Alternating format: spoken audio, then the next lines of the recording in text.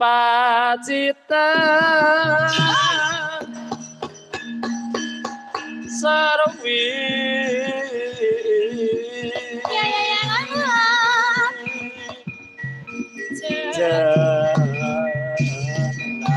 Yo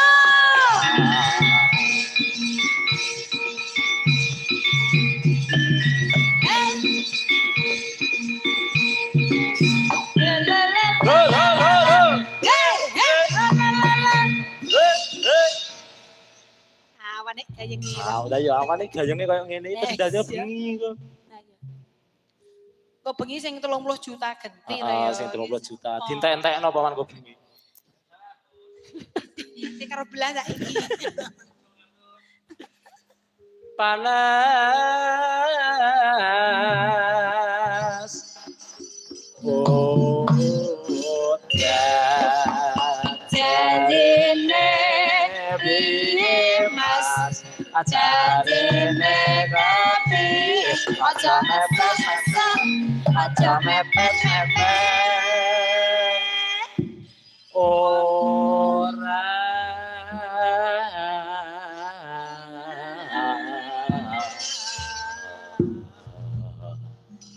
jadi cekikrek variasi ngono kuwi. Iya. Kok bengi kuwi kok. Panas udan panas saling aling.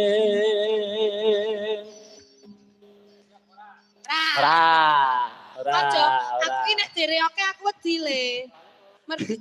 Nek direoke aku ki wedi. Aja. Capek gunung ame.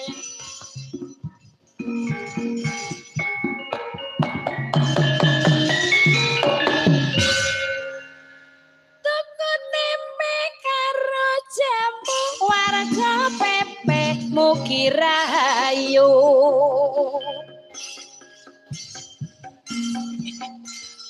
Rasa. Dongake kono ki Mang piye? Dongake. Apa ya Mbak Ayu mau kudune parikane mau ya. Ning saiki ora apa-apa ya. Ora apa-apa. Nah. Pripun Pak De? Wah, parikane mek. Parikane malah HP sing kono. Napa Pak De? Lho. Ora payu rabi apa ki mau? Lah ora gelem kok. Paman rabi tanggane piring ngono aku kok. Nek parikan sing apik. Mengko apa donga. Pituturan donga. Ya, awakmu piye? Telek. Rupane iku. Tuku tempe. Heeh, tempe. Terus ra duwe duit. Tuku tempe neng Sriwedari. Aduh Iram. Warga PP kata rezeki. Amin. Sriwedari to? Aku ya tuku tempe. Menyang Solo. Warga PP sehat sedaya. Amin. Biasanya nek didongakno iki cul-cul 50 ngono Mbak. Tuku tempe. Karo santen. Warga PP nyawer mboten. Mboten lho. Kompak. Langsung banter mboten. Ya iki nek kompak lho. Cawerane nggo bengi Mbak. Ben kita rame rejo. Heeh, Mas. Monggo. Nadyan wadon sarta.